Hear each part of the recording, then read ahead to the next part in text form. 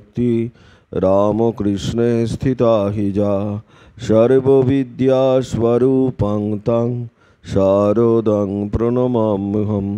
ॐ स्थापकाय च धर्मस्य सर्वधर्मस्वरूपिणे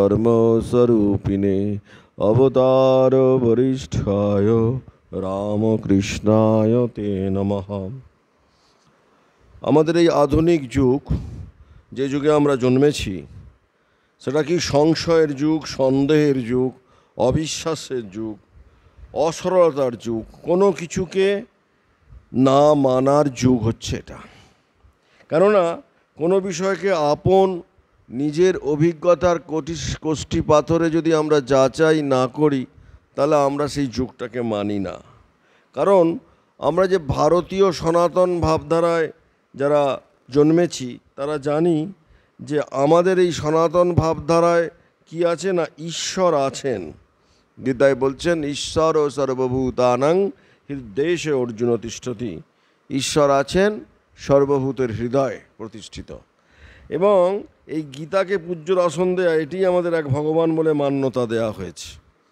এবং আমরা দেখেছি যে ধর্মের নামে নানান কুসংস্কার, অসহিষ্ণুতা 100 বছর 150 বছর আগে খুব প্রবেশ করেছিল, এবং মন্দিরের মধ্যেও ভগবান আছে কিনা এই নিয়ে আমাদের সন্দেহ হয়েছিল। কারণ তখন এক বিশাল নৈরাজ্য, অবিশ্বাস, বিশাল কুটিলতা এগুলো ছিল, এবং এখনও আমাদের মনের মধ্যে এটা রয়েছে। যেহেতু আমরা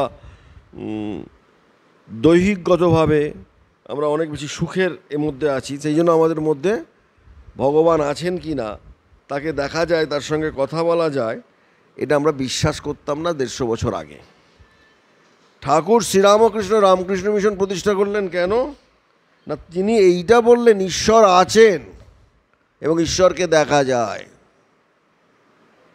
সমগ্র ভারতবর্ষের সনাতনীদের এটা শেখালেন যে আমরা পুতুল পুজো করি না, আমরা ইঁট পুজো করি না, আমরা ফটো পুজো করি না, আমরা পুজো করি কিসের না, ভগবানের। সেখানে শক্তির পুজো করি এবং তিনি আছেন, তার সঙ্গে কথা বলা যায়। তাহলে ঈশ্বরের প্রতি আমাদের আকর্ষণটাকে তিনি কি করলেন না, তিনি দেখালেন ভগবান আছেন এবং ঈশ্বর আরাধনার জন্য তিনি পূজাটাকে ফিরিয়ে দিলেন। এটা আমরা সবাই জানি। রামকৃষ্ণ মিশনের সর্বশ্রেষ্ঠ অবদান কি? পূজা ফিরিয়ে দেয়া। আজকে যে এতগুলো পুজো করছি, মিশন না থাকলে হতো না। কারণ আমরা নিজেরাই হিন্দুরা আমাদের মূর্তিগুলোকে ভেঙে নর্দমার মধ্যে ঢুকিয়ে দিচ্ছিলাম দুপাতে ইংরেজি পড়ে, এবং যারা লেখাপড়া জানি না তারাও ভাবছিলাম ওটা ঠিক হচ্ছে। আমাদের সব ভুল। তাহলে পুজো ফিরিয়ে দিলেন রামকৃষ্ণ মিশন। আর কি করলেন না, ভগবানের কাছে কি করে যাব, এই সংশয়, এই অবিশ্বাস এখনও আপনাদের মধ্যে রয়েছে। সেই মধ্যেই তিনি বাংলা রঙ্গমঞ্চে প্রবেশ করেছিলেন।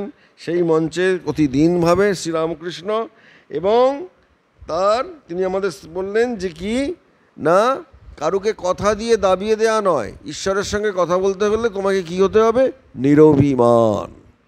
অভিমান ছাড়তে হবে, অহংকার ছাড়তে হবে, তবে ভগবানকে দেখা যায়, তবে ভগবানের সঙ্গে কথা বলা যায়। আমরা ভগবানকে দেখতে পাই না কেন? সর্বদা অহংকার এসে প্রাচীর করে দেয়াল দেয়, তাই ভগবানের সঙ্গে আমাদের দেখা হয় না। এইটা রামকৃষ্ণ মিশন আমাদের শিখিয়েছে। আর কি শিখিয়েছে না, আরেকটি জিনিস তারা শিখিয়েছে যে তুমি যদি ঈশ্বরকে জানো, তাহলে তুমি দেখবে যে তুমি মানুষের কাছে গ্রহণযোগ্য হয়ে যাচ্ছ এমনভাবে, সবাই তোমার কথা, তোমার বক্তব্য শুধু নয়, তোমাকে নিয়ে আনন্দ করতে চাইছে।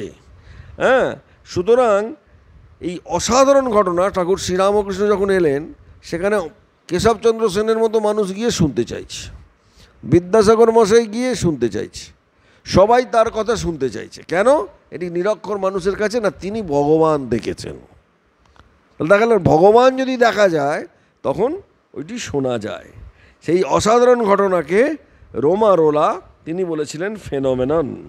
আর শ্রীরামকৃষ্ণ তিনি সম্রাট হয়ে বসেছিলেন ওই যুগে। তাই রামকৃষ্ণ মিশন কি করছে না, মানব মুক্তির, অর্থাৎ আত্মমুক্তি মানুষের জীবনের চরম লক্ষ্য, এটা সনাতন ভাবধারায় বলেছে। এটা কোথায় বলেছে? বেদে বলেছে।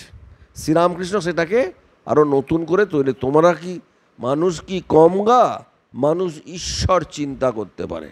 মানুষের সর্বশ্রেষ্ঠ উপাধি তার টাকায় নয়, কটা গাড়ি আছে নয়, লাখ লাখ ডলার আছে তাতেও নয়। তার সব থেকে বড় কৃতিত্ব এবং মহিমা কিসে? মানুষ ঈশ্বর চিন্তা করতে পারে। এইটা তিনি শিখিয়েছিলেন আমাদের। আর তিনি বলেছিলেন ঊনবিংশ শতাব্দীতে যে মানুষের মধ্যে কি আছে? এই আত্মমুক্তির লক্ষণ। তাই কিন্তু ঊনবিংশ শতাব্দীতে আমরা মার্কস পেয়েছি, বাঙালিরা তো মার্কস গুলে খেয়েছি। তারা কি বলছিলেন? তিনি মার্কস কি বললেন না, কাঞ্চনকে কেন্দ্র করে, অর্থকে কেন্দ্র করে সকল কর্মের প্রেরণা নিয়ন্ত্রিত এবং পরিচালিত হয়। আবার আরেকজন দিকপাল ফ্রয়েড, তিনি কি বললেন না, মানুষের মূল চালিকা শক্তি হলো কাম। আমরা আবার আরে জানি কামটা কি? নারী পুরুষের আকর্ষণ। এই কামটাকে বলছেন লাস্ট। কে বলছেন? এটা ফ্রয়েড বলছেন, আর কার্ল মার্কস বলছেন। এবং তারা বলছেন এই কাম এবং কাঞ্চনের আকর্ষণের অতিক্রম করা যায় না, এটাই মূল চালিকা শক্তি। কিন্তু ঠাকুর শ্রীরামকৃষ্ণ একটু বেশি গেলেন। রামকৃষ্ণ মিশন কি দিলেন সেটা জানতে হবে। কি দিলেন রামকৃষ্ণ মিশন? দিলেন ওইটাই যে কোনো সন্দেহ নাই কাম কাঞ্চন মানুষের আকর্ষণের বিন্দু, কিন্তু আকর্ষিত হচ্ছি বলেই এটাই যে মানুষের মূল প্রেরণা নয়, এটাই শেখালেন। এটা মূল প্রেরণা নয়। তাহলে কি মানুষের মূল প্রেরণা কি? তার সহজাত দেবত্ব। শ্রীরামকৃষ্ণ সেটার নাম দিয়েছেন তোমাদের চৈতন্য হোক। একবারও কামও বলেনি, একবারও বলেনি কাঞ্চন। তাই তিনি কাম কাঞ্চন ত্যাগ করতে বলেছেন, আর বলেছেন তোমাদের চৈতন্য হোক, অর্থাৎ তোমাদের দেবত্বের উন্মেষ হোক। এটাই রামকৃষ্ণ মিশন দিয়েছে, দেবত্বের উন্মেষের কথা বলেছে। তাই এবং এই দেবত্ব বিকাশের পদ্ধতির নাম দেয়া হয়েছে ধর্ম। মনে থাকবে। তাহলে এই যে দেবত্ব বিকাশ হলো মানব জীবনের পূর্ণতা লাভ, এইটা তিনি বলেছিলেন। এবং এই সংশয়ের যুগে, এই অবিশ্বাসের যুগে সকল কিছুই ব্যবহারিক জীবনে যাচাই করতে হয়। তাই শ্রীরামকৃষ্ণ তার জীবনে কাম কাঞ্চনকে কখনোই পাত্তা দেননি। এবং ধর্মীয় মানুষ হলে কাম কাঞ্চন, সে যদি ভগবানের মানুষ হয় কি হবে? যদি নরেন্দ্রনাথ পরীক্ষা করেছিল, আপনাদের মনে আছে, একটা মুদ্রা রেখেছিল, লাফিয়ে উঠবে। তাহলে মানুষের মূল চালিকা শক্তি নয়, শ্রীরামকৃষ্ণ তার শরীর দিয়ে, জীবন দিয়ে, লীলা দিয়ে আপনাদের সামনে ফেলে দেখালেন। মূল চালিকা শক্তি কামও নয়, কাঞ্চনও নয়।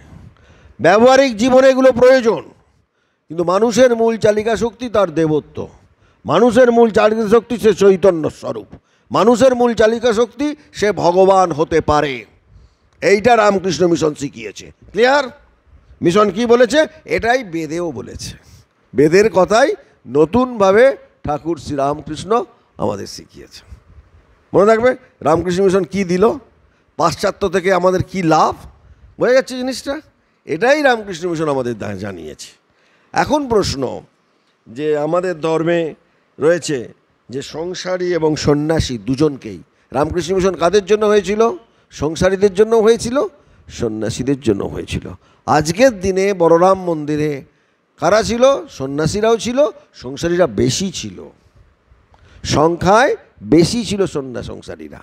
রামকৃষ্ণ মিশন তৈরি হলো কেন? এই জন্য তৈরি হলো যাতে সাধারণ মানুষ কি তারা তাদের নিজস্ব জীবনের সার্থকতা খুঁজে পায়। মনে রাখতে হবে যে রামকৃষ্ণ মিশন কেবলমাত্র ত্যাগব্রতী সন্ন্যাসীদের প্রতিষ্ঠান নয়, সংসারীদের উপর ভার ছিল মিশনের কর্ম পরিচালনায়, আর ওইটি সঞ্চালনের দায়িত্ব ছিল ত্যাগীদের ওপর। সুতরাং সেবার পথে, ত্যাগের পথে সাংসারিক ঐহিক কর্মসাধনাকে মুক্তির লক্ষ্যে স্থির লাগবে কারা? ত্যাগী সঞ্চালকেরা। আর এই আদর্শকে রসসিক্ত করার জন্য কি করলেন না, অভ্যুদয় এবং নিঃশ্রেয়স ইতিবাচক সম্মেলন ঘটালেন। অর্থাৎ সংসারী এবং সন্ন্যাসী উভয়ের ঈশ্বর প্রাপ্তির, দুজনকেই কিন্তু ঈশ্বর প্রাপ্তি হতে হবে। মনে আছে আপনাদের, যেহেতু আপনার বৈদিক ভারতবর্ষে জন্মেছেন, ধর্ম, অর্থ, কাম, মোক্ষ, মনে আছে? যেহেতু বৈদিক ভারতবর্ষে জন্মেছেন, কি দিয়েছে? ব্রহ্মচর্য, গাহস্থ, বানপ্রস্থ, সন্ন্যাস, সবার, শুধু আমাদের না। হ্যাঁ, আমি খালি গাহস্থ জীবনযাপন করবো হবে না, যেই হয়ে গেল ছাড়তে হবে। বৈদিক ভারতবর্ষ আমি বলছি না, রামকৃষ্ণ মিশনও বলছে না, বলছে কে? বেদ। মনে থাকবে, হিন্দু বলছে কারা? সনাতনীরা। হিন্দু শব্দের অর্থ মনে আছে? আমি গতবার বলে গেছিলাম। হিন্দু শব্দের মানে কি? হীনমন্যতা, যারা হীনমন্যতা দূর করতে পেরেছে, যারা হীন বলে কাউকে মনে করে না নিজেকে, তারাই হিন্দু। কারোর থেকে তারা হীন নয়, তারাই হিন্দু। এটা মনে রাখতে হবে। এবং ঠাকুর স্বামীজির সামনে তিনি মিশনে কি বললেন? আত্মনো মোক্ষার্থং জগৎ হিতায় চ, আত্মমুক্তির জন্য জগতের হিত। এবং এই ভগবান শ্রীরামকৃষ্ণ, স্বামী বিবেকানন্দ এবং মা সারদা, সেই জন্য তারা রামকৃষ্ণ সংঘ এবং রামকৃষ্ণ মিশন তৈরি করলেন। নিষ্কাম কর্মযোগের আদর্শ মানুষকে মুক্তির ছাড়পত্র দিয়ে হবে, মুক্তি করফলায়তে হবে। আমরা যারা সংসারী মানুষ, তারা আমরা এই কর্মে সহায়তা করব। এই সেবাশ্রমটা কাদের পয়সায় হয়েছে? সব গৃহীদের। আপনারা এখানে বসছেন কাদের পয়সায়? সব গৃহীরা দিয়েছে পয়সা। মন্দির কাদের জন্য হচ্ছে? যে কাজগুলো হয় সেই কাজগুলো কাদের বদান্যতায় চলে? গৃহীদের, তাই না? সুতরাং আমাদের মনে রাখতে হবে, স্বামীজি বলতেন সন্ন্যাসী কেবল মানুষকে ধর্মের বা ঈশ্বরের কথা শোনাবেন না, তিনি মানুষকে শোনাবেন কি করে জীবন যুদ্ধে সামিল হতে হয়। আপনারা জানেন আমাদের নরেন্দ্রপুর, কোয়েম্বাটুর, রাঁচি, বিভিন্ন জায়গায় কি আছে না, মানুষকে কি করে সে নিজের পায়ে দাঁড়াবে তার নানা রকম প্রকল্প আছে। স্কুল কলেজ তো আছেই, বুঝতে পারছেন? সুতরাং সন্ন্যাসীর কাজ কি হলো না, কিভাবে সাহসের সঙ্গে প্রাত্যহিক জীবনের যাবতীয় সমস্যা এবং সংকটের মোকাবিলা করতে হবে, সেইটা শেখাতে হবে, জীবন থেকে পালিয়ে গিয়ে নয়। এইটা রামকৃষ্ণ মিশন শেখাচ্ছে। বুঝতে পারছেন রামকৃষ্ণ মিশন মানে কি? শুধু এখানে মঠ নয়, শুধু ভগবান নয়, সেখানে আপনার জীবনের সমস্যা সমাধানের ব্যবস্থাও রামকৃষ্ণ মিশন করছে। সেই জন্য এটা মনে রাখতে হবে যে মানুষকে বাদ দিয়ে রামকৃষ্ণ মিশন এটাই শিখিয়েছে, কখনোই কারুর মুক্তি হয় না। এবং ধর্ম কিসের জন্য? মানুষের জন্য। আমরা যাই করি না কেন, মানব সাধারণের যদি সেবা না হয়, সেই সমস্ত কর্ম ব্যর্থ হয়ে যায়। এটা মনে রাখতে হবে। এবং স্বামীজি কর্মযোগের আদর্শে আমাদের বলেছিলেন যে অভ্যুদয় এবং নিঃশ্বাস কী করে সম্ভব। একজন গৃহস্থ সে ঠিক কিভাবে সমাজের সেবা করে আত্মমুক্তির মধ্যে যেতে পারে। আমি গতদিনও আপনাদের বলেছিলাম কোনো একটা ক্লাসে, আপনাদের মনে আছে কি না জানি না। সেখানে কি বলেছিলাম না, সেখানে বলেছিলাম যে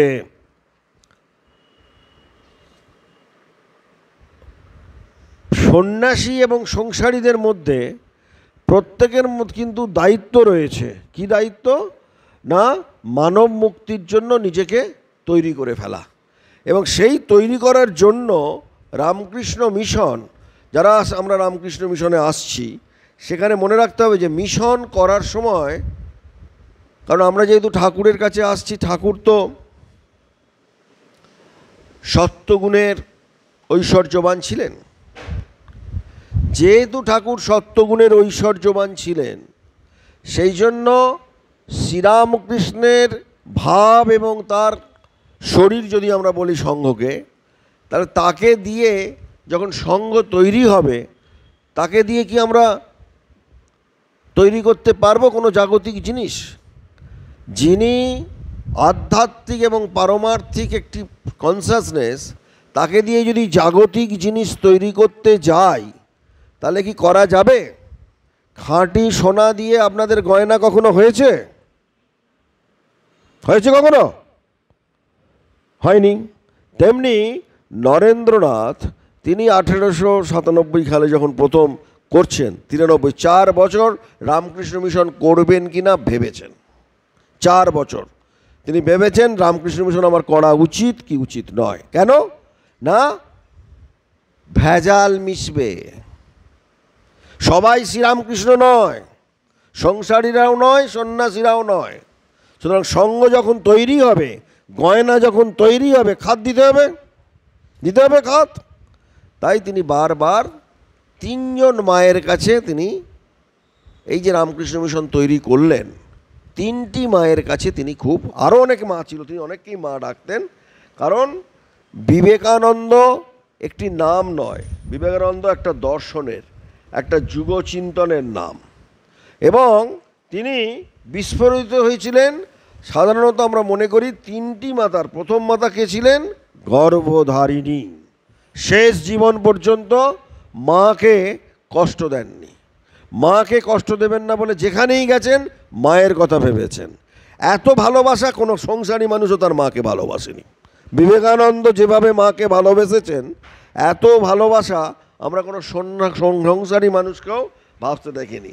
আর দ্বিতীয় মাতা ছিলেন জ্যান্ত দুর্গা, আপনারা জানেন, তিনিও বলেছিলেন আমার সর্বস্ব দিচ্ছেন। আর তৃতীয় মাতা কে ছিলেন? শরৎ মহারাজ বা শারদানন্দজির ভাষায় ঠাকুরের অন্যতম একজন রসদদার, স্বামীজির বিদেশিনী অনেক মাতাদের অন্যতম শ্রীমতী অলি বুল। কে ছিলেন তৃতীয় মাতা? কারণ প্রবীণ নরওয়ে নিবাসী, বিশ্ববিখ্যাত, তখনকার দিনের সব থেকে বেশি ভালো বাজায় বেহালা বাদক অলি বুলের তিনি বিধ্বস্ত তরুণী ভার্যা ছিলেন, জাতিতে আমেরিকান, কিন্তু তিনি কিভাবে ভারতবর্ষের কে নিজের অধিকাংশ সম্পদ নিয়োগ করেছিলেন, তার ম্যাক্সিমাম টাকা তিনি দিয়ে গিয়েছিলেন ভারতবর্ষের উন্নতির জন্য। এবং 14 বছর তিনি বৈধব্য জীবনযাপনের পরে স্বামী অন্তপ্রাণ, বছর 40-এর এই স্বামীজি অনুরাগী যখন প্রথম স্বামীজির সঙ্গে পরিচিত হন, তখন তার সাহসী, তার স্বাধীনচিত্ত, তার প্রাণ উত্তপ্ত এই মহিলা জীবনের অনেক ঘাত প্রতিঘাত পেরিয়ে তিনি এসেছেন। এবং আমেরিকার নিয়মতান্ত্রিক পরিবারের ধনী দুহিতা, তিনি নিয়মহারা শিল্পী সম্প্রদায়ের 40 বছরের বেশি বয়স, তাকে বিয়ে করেছিলেন 40 বছরেরও বেশি বয়স এই বিহালাবাদক মিস্টার অলিবুলের সঙ্গে নীরব ভালোবাসার বন্ধনে আটকে পড়েছিলেন। অনেক বাদানুবাদ, অনেক মতবিরোধের পরে বিবাহ বন্ধনে আবদ্ধ পড়েছিলেন। বিচিত্র এই মিলনে শ্রীমতী বুলের পিতামাতার কাছে আমৈক ছেদ পড়লেও বিদ্রোহী সারা পিতামাতার প্রতি বিদ্রোহ করে পতির পুণ্যে সতীর পুণ্য এই ভাবনায় ভাবিত হয়ে তিনি স্বামী সন্নিধানে নরওয়েতে চলে আসেন। কোথায় চলে আসেন? আমেরিকা থেকে নরওয়েতে। কে আসেন? অলি বুল। এবারে দেখা যাচ্ছে যে কঠোর হস্তে বেহালাবাদনের তথা সঙ্গীতের কনসার্ট কোম্পানির দেখাশোনা কাজকর্মের প্রধান দায়িত্ব বার্ধক্যগ্রস্ত অস্থির স্বভাবের মানুষটির পরিণত বুদ্ধি কর্মদক্ষ পত্নী হয়ে লোকটিকে তিনি ভালোবাসতেন না, তিনি লোকটিকে পূজা করতেন। কি করতেন? নিজের স্বামীকে পূজা করতেন শ্রীমতী অলিবুল। এবং স্বামীর দেহান্তের পরে সমাজের বুকে তিনি শালীন, সংযত এবং বিষাদ সুন্দর লাবণ্যের একজন প্রতিমা হিসেবে বিরাজ করলেন।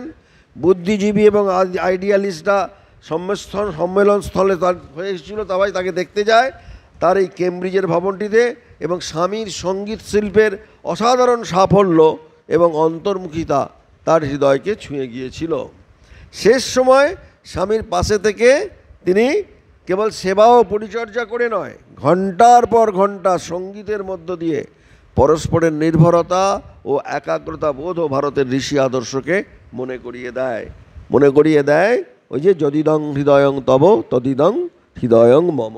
তাই বলছেন এই ভাবনার একটা জীবন্ত উদাহরণ ছিলেন এরা। বুঝতেই পাচ্ছেন 40 বছরের বড়, সুতরাং তাদের সঙ্গে শারীরিক সম্পর্ক কিছুই সম্ভব নয়।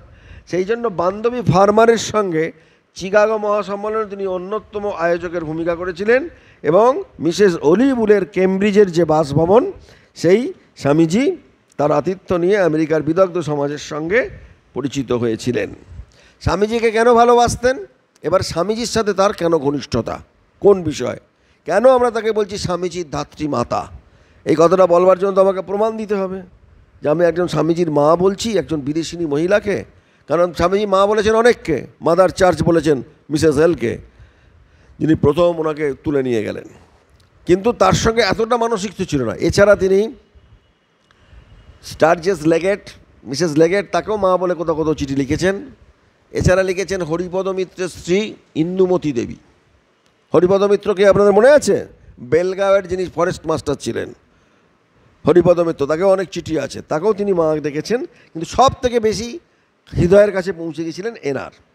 19শে সেপ্টেম্বরে স্বামীজি অলিবুলকে মা সারা বলে সম্বোধন করেছিলেন। টাকা দরকারে নিয়ে ফেরত দেবার কথা বলাতে স্বামীজি তার এই আমেরিকান মাতাকে বলছেন, কি বলছেন? হিন্দু সন্তান কখনো মাকে টাকা ধার দেয় না। সন্তানের ওপর মায়ের সর্ববিধ অধিকার আছে, সন্তানেরও মায়ের ওপর। এই তুচ্ছ ডলার কোটি ফিরিয়ে দেবার কথা বলাতে আমার তোমার ওপর বড় রাগ হয়েছে। তোমার ধার তো আমি কোনো কালেই শুধতে পারবো না। কোনো কারণে সে তো টাকাই দেয়, হয়তো স্বামীজির থেকে $2-4 নিয়েছিল, সে পরে বলছে এটা শোধ দেব। তখন স্বামীজি এই কথা লিখছেন কাকে? মিসেস অলিবুলকে।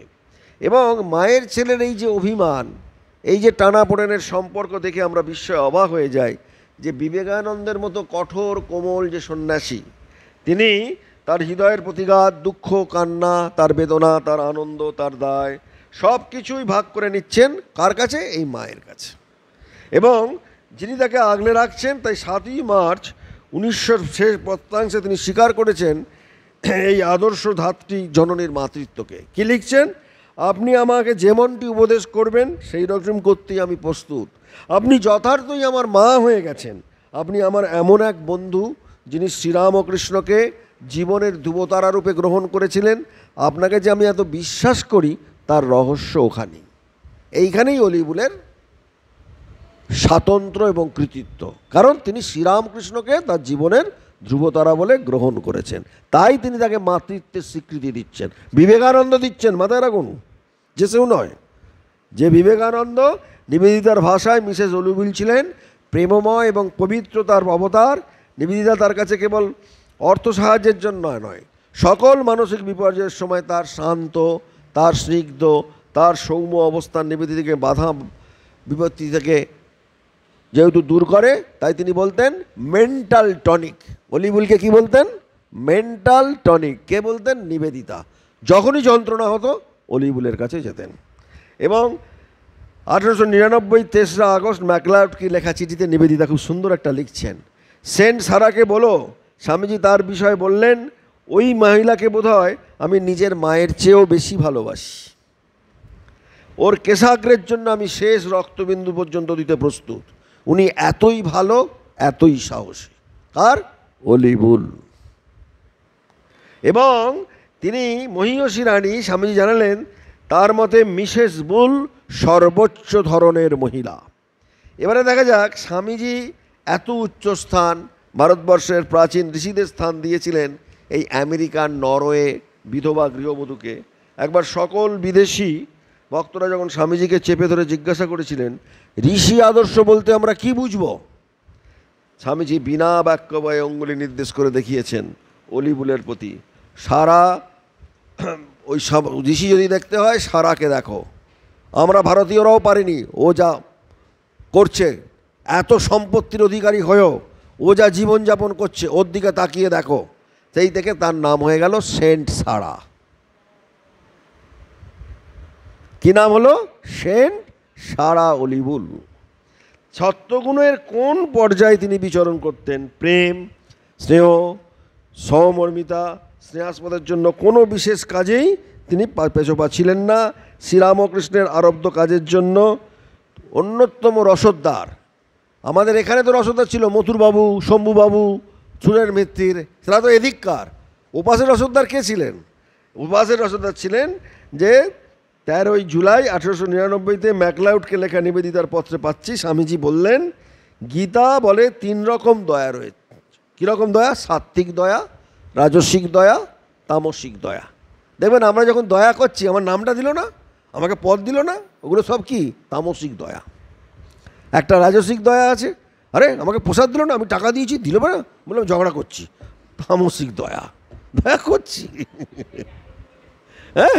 এর মধ্যে দেখবেন আপনারা সবাই আছেন, আপনার নিজেদের দেখবেন আপনি কোনটায় আছেন আপনি বুঝতে পারবেন, হ্যাঁ, একদম পুরো বুঝতে যাবেন।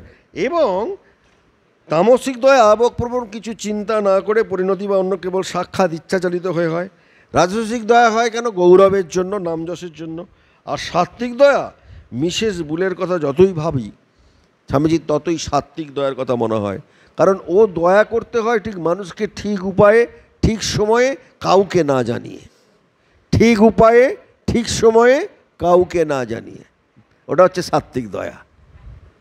ঠিক সময়ে ঠিক উপায়ে কাউকে নিয়ে আমি করছি, আরে জানিস আমাকে দিলাম করি, আমি বলে দিচ্ছি, ওটা দয়া হলো না, ওটা হয়ে গেল রাজসিক। হ্যাঁ, তাই বলছেন মিসেস বুলি মনে হয় একমাত্র মানুষ যিনি জানেন ঠিক কীভাবে দিতে হয়, কত নিঃশব্দে দিতে হয়, অথচ কদাপি ভুল না করে। আর তোমার মার্গট, তোমরা যে দয়া দেখাও, মার্গটকে বলছেন সব তামসিক। স্বামীজি একমাত্র সাত্ত্বিক দয়া কাকিয়ে করেছেন? অলি ভুল। আমরাও কাজ করি, দেখবেন, হ্যাঁ আমি কাজ করছি, হ্যাঁ বললো, সব গোলমাল হয়ে গেল। তুমি যখনই কিছু রিয়াকশানস দিলে, প্রতিক্রিয়া দিলে, তুমি সব গোলমাল পাকিয়ে দিলে। তোমার ভগবানের কাছে কিচ্ছু গেল না, কোনো প্রতিক্রিয়া গেল না। এবং শ্রীরামকৃষ্ণের নিজ মুখে বলা, তার কেল্লার বেলুড় মঠের প্রাথমিক গঠন কার্যের অন্যতম রসদদার ছিলেন স্বামীজির এই আমেরিকান মাতাটি। বেলুড় মঠের পুরাতন ঠাকুর ঘর আপনারা জানেছেন, সেই সন্ন্যাসীদের আবাস, যেটা স্বামীজির বাড়ির যেটা পুরোটা, এইটা মিসেস বুলের অর্থ সাহায্যেই সম্ভব হয়। বেলুড় মঠ প্রথম কাদের জন্য হলো? ঠাকুরঘর প্রথম কার টাকায় হলো? Mrs Bull. বেলুড় মঠের সাধুদের নির্মাণ, যেটা স্বামীজির ঘর, যেখানে এখন স্বামীজি থাকতেন এবং আরও সব সন্ন্যাসীরা থাকতো, সেটা কার টাকায় হলো? অলি বুল। এবং মঠের প্রারম্ভিক গঠন কার্যের জন্য মিসেস বুলি সম্ভবত, তাই শারদানন্দজি বলছেন, শ্রীরামকৃষ্ণের ইঙ্গিত আংশিক রসদ্দার। কারণ ধী এবং শান্ত এবং বিচক্ষণ বুদ্ধির অধিকারী ছিলেন তিনি। প্রতুল সম্পদ এবং ঐশ্বর্যের মালিক হওয়া সত্ত্বেও জাগতিক কোনো আকর্ষণ তাকে মনুষ্য জীবনের লক্ষ্য থেকে বিচ্যুত করতে পারেনি। এখন আপনাদের এই দেখুন, যেগুলো সব বড় বড় আছে, একমাত্র টাটা ছাড়া আর সব বদমাইশের হার, সবগুলো টাকা ছাড়া কিচ্ছু বোঝে না। কিন্তু তখনকার দিনে অত টাকা সত্ত্বেও সেই জীবনের মূল লক্ষ্যটা জানতেন। এবং তিনি আধ্যাত্মিক চিন্তাভাবনার ওপর, তাই স্বামীজি তার একটা অপূর্ব নাম দেন। কি নাম দেন? ধীরা মাতা। কি নাম দেন?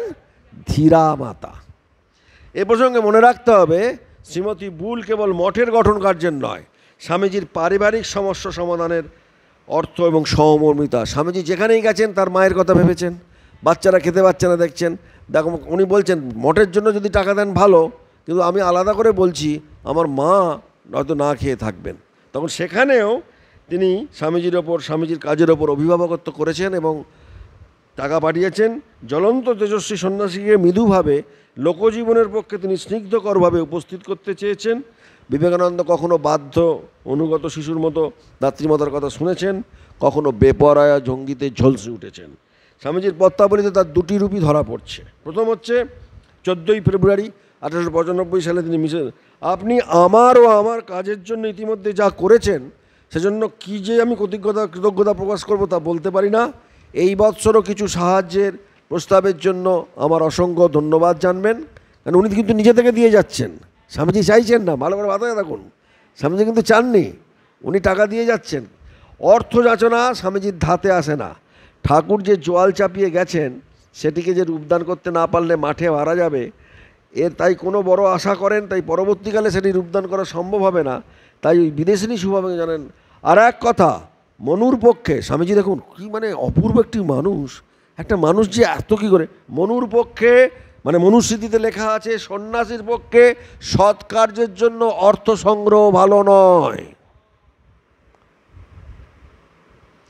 আমি এখন প্রাণে প্রাণে বলছি যে প্রাচীন ঋষিরা যা বলে গেছেন সেটা অতি ঠিক। আশাই পরমং দুঃখং নৈরাশ্যং পরমং সুখং।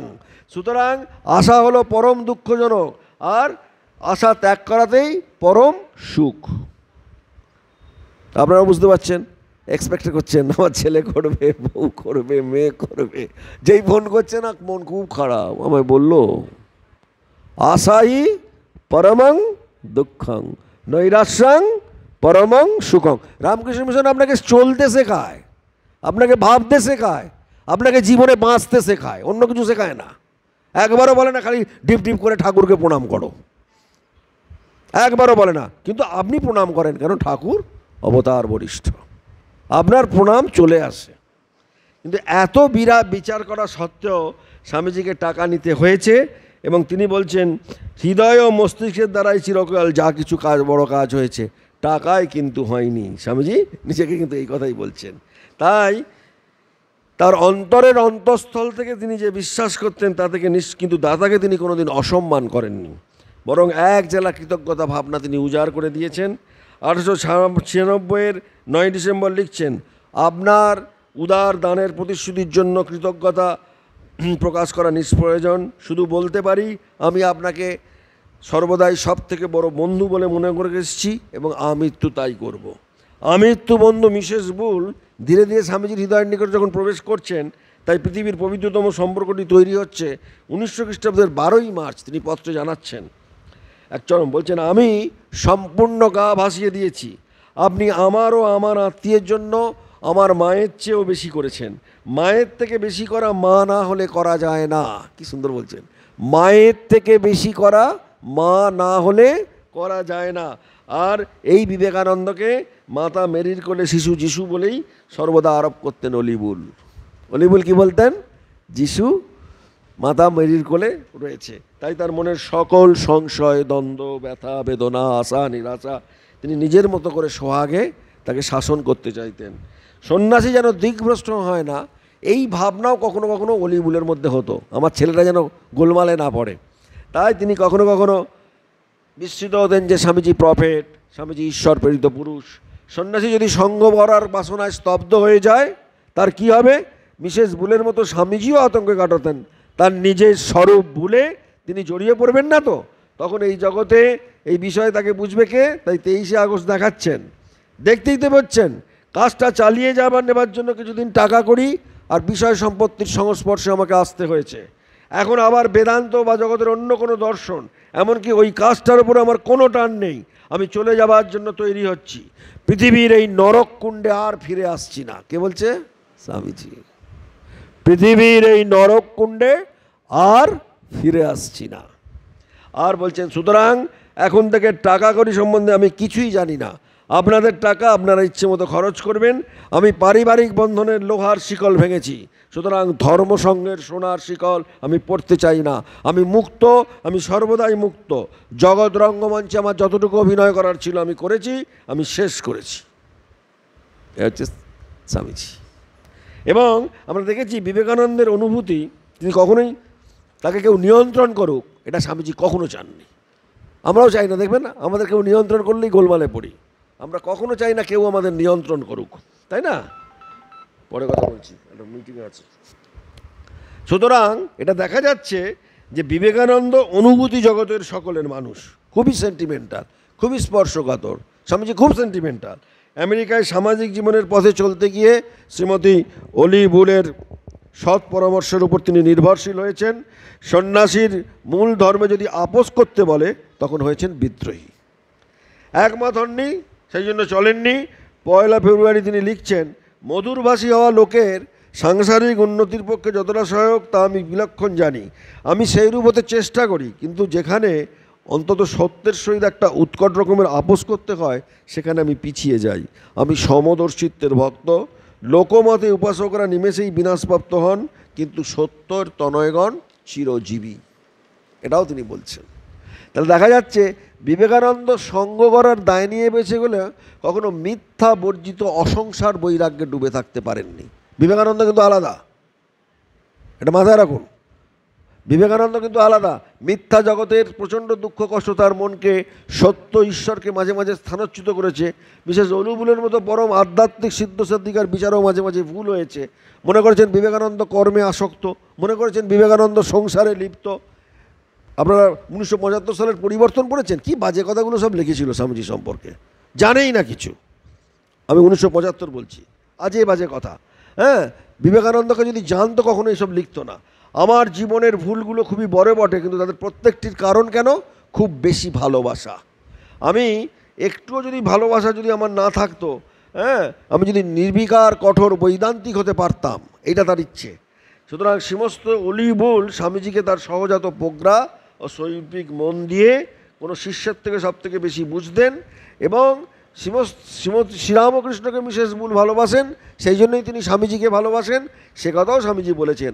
আর অন্যেরা ব্যক্তিগতভাবে ভালোবাসে বলে ভুল করেছেন, সে কথাও তিনি বলেছেন। অনেকে ভাবছে অলি বুলকে উনি বেশি ভালোবাসেন, কিন্তু সেই ভালোবাসাটাকে সন্ন্যাসী রূপে তিনি মৃত্যুবরণ করতে চান। হ্যাঁ, তিনি ধীরামাতাকে ভালোবাসেন বলেই তাকে গৈরিক বস্ত্রও দিয়েছিলেন, দুজনকে দিয়েছিলেন, নিবেদিতা আর ধীরামাতা, আর কাউকে দেননি, এই দুজনকে। বিবেকানন্দের প্রতি আগ্রহী মিসেস বুলকে ভারত এবং রামকৃষ্ণ সংঘের প্রতি আগ্রহশীল করেছিলেন এবং ধাত্রীমাতা ঠাকুরের এই বিদেশি রসদদারকে তিনি শেষকালে আশীর্বাদ করেছিলেন, ভগবান সকলের বন্ধন মোচন করুন, সকলে মায়ামুক্ত হোক, এবং এই আমার চিরপ্রার্থনা। এটা তিনি বললেন যে মা এখন আমাকে এই আলোক স্পষ্ট দেখিয়ে দিচ্ছে যে অবশ্যই আপনাকে তিনি এর আভাস দিয়েছিলেন, আমি কিন্তু বিশ্বাস করিনি, আমি আমার নিজের চেয়ে আপনার পরিচালনায় বেশি বিশ্বাস করি।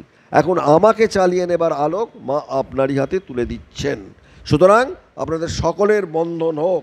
অর্থাৎ জাগতিকতা আর আধ্যাত্মিকতার যে দ্বন্দ্ব স্বামীজি সর্বদাই সহায় করেছে, তার পক্ষে সহায় করেছিলেন এই ধাত্রীমাতা, এবং সেখানে আধ্যাত্মিকতা ব্যতীত বিবেকানন্দ সম্পূর্ণ নয়। আমরা শুধু মিশনের ঐশ্বর্যকে দেখে যেন বিবেকানন্দকে ভুল না বুঝি, কারণ স্বামীও সঙ্গের সমস্ত কাজ ছেড়ে, সকল দায়িত্বভার ছেড়ে তিনি স্বভূমিতে পাড়ি দিতে চাইছেন, এবং ঠাকুরের অন্তরঙ্গ ঠাকুরকে না দেখা এই মহিলা আশীর্বাদ তিনি জীবনের লক্ষ্য পৌঁছবার আশীর্বাদ জানিয়ে ইহ সংসার ত্যাগ করেছেন। তাহলে দেখা যাচ্ছে বিবেকানন্দের এই ধাত্রীমাতা হচ্ছে রামকৃষ্ণ মিশনের এক অভূতপূর্ব স্তম্ভ। ধন্য শ্রীরামকৃষ্ণ, ধন্য তার লীলাবিলাস, ধন্য বিবেকানন্দের ধাত্রীমাতা অলিবুল, যিনি এত করে আমাদের সঙ্গটাকে তিলে তিলে তৈরি করেছেন। জননীং শারদাং দেবীং রামকৃষ্ণং জগদ্গুরুম পাদপদ্মে তয়ৌ শ্রিত্বা প্রণমামি মুহুর্মুহু। তিনটে মা বিবেকানন্দকে তৈরি করেছে। এক হচ্ছেন গর্ভধারিণী ভুবনেশ্বরী দেবী, দ্বিতীয় হচ্ছেন মা শারদা, আর তৃতীয় হচ্ছেন ধীরা মাতা।